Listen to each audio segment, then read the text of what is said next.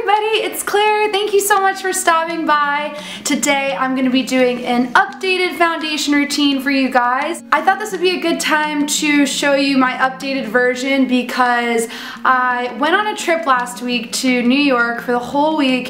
It was absolutely amazing. If you guys follow me on Instagram, you might have seen that I was there. What I realized is that, oh my gosh, I just spit, is that true colors come out in your makeup bag. What products are going to step it up for when you travel and you want to look really nice. So these are the face products that I use for the whole week and that I have been, I guess, subconsciously loving because they're the ones I chose to bring. I thought I would do the foundation routine that I've been loving, especially for the drier months and for winter time. I hope you guys enjoy this tutorial. I hope your fall has been great so far and that you're getting excited for the holidays. So the foundation I'm going to start with today is the Neutrogena Healthy Skin Foundation in Natural Beige number 60. So I'm going to just first place this with my fingers. I think it just takes too long, or I dump too much out on the back of my hand. If I am doing it like that, I don't trust myself whatsoever. I'm using the Real Techniques Samantha Chapman brush. This is my favorite brush. I love this brush so much. I'm almost a little too obsessed with it. It's literally actually changing the shape of the brush because I am just so rough with it because I love it. I'm just going to do swirly motions on my cheek area, which is usually where I like the most coverage, and then work it all the way up until underneath my eyes. And I love this foundation because it's just like the NARS Sheer Glow foundation, which I've had before, and it gives me that very hydrated, very dewy look. So if you have dry skin, highly recommend this liquid foundation for you. Next, reaching into my very full bag here is concealer, and I'm going to be using my Maybelline Fit Me concealer. I like a very creamy concealer underneath the eyes, and this reminds me of the NARS concealer. It has a similar style packaging, and this is in the shade Fair Claire. It's my name, and I'm going to pop this underneath my eyes. It is a lot lighter than my foundation shade, but I like using this to cover and highlight underneath the eyes.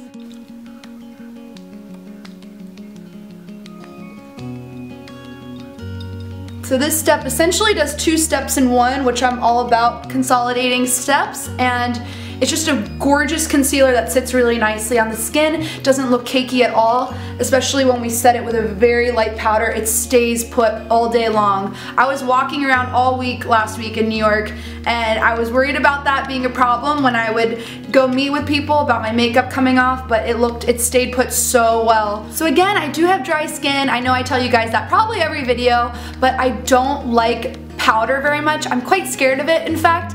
And so I always either don't choose to set a powder on top of my makeup. You guys will notice that in my tutorials, and a lot of you ask me why. It's because I don't like a powdery look. So this says a lot about this powder. I have been using and loving the MAC Mineralized Skin Finish. The powder is so fine, and it's a mineralized, so it's gonna have a nice natural iridescence to the powder. And I have the shade in Medium Plus, and also the type of brush you choose to apply this with really makes a difference on how it sits on your skin. So I always choose a stippling brush. This is one from Sigma. It applies the powder so lightly rather than a thick powder brush. This is gonna make it look cakey. This is gonna give it a very light application, but do the job of locking in that liquid makeup. So I'm taking this on my stippling brush, just gently into the powder, gonna even tap off a little bit, because again, I do not like the powdery look.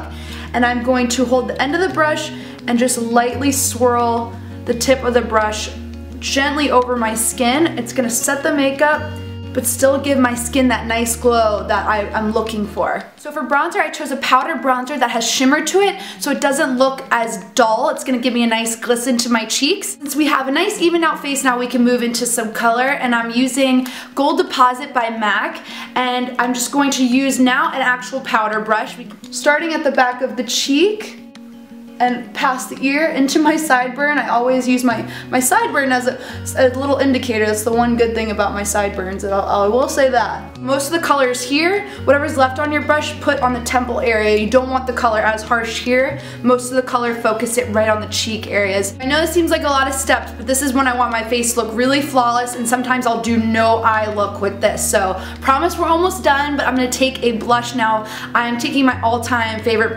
blush. It's because I use this all year round. It's MAC's Prism, and I'm using a blush angle brush. It's a large angled contour, the F40 from Sigma. It's a matte blush, so this is going to really deposit color. It's not gonna have shimmer to it, but I just want to put this for the sake of a pop of color. So what I'm doing is not bringing it as far back as the blush. I'm putting it right on the apples of the cheek.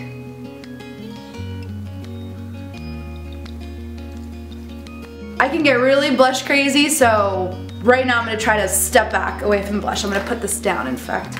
Last but not least, I am taking Benefit's High Beam highlighter, and it looks like a nail polish bottle, and this is the grand finale that just ties the whole look together. I'm going to put a streak of that right here, and also symmetrical on the other side, all about symmetry. I'm going to take the same brush that I use for foundation and concealer, because it mainly for all liquid products, and I'm going to just work that in right on top of my bronzer and blush. This is going to bounce the light off our cheekbones and really just help highlight the face, and it looks gorgeous next to this little matte blush. You want to play with textures. When you put shimmer next to matte, it looks really nice and it pops a lot. This cheekbone is a lot more noticeable now because of that highlight color. So this is the completed, updated foundation routine.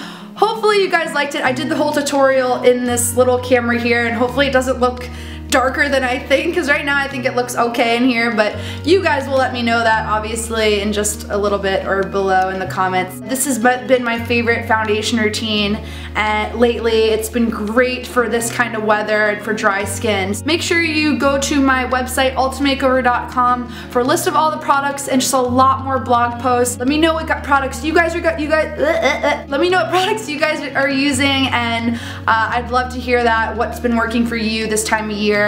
And thank you guys so much for watching. I look forward to seeing y'all next time. Take care. Bye-bye.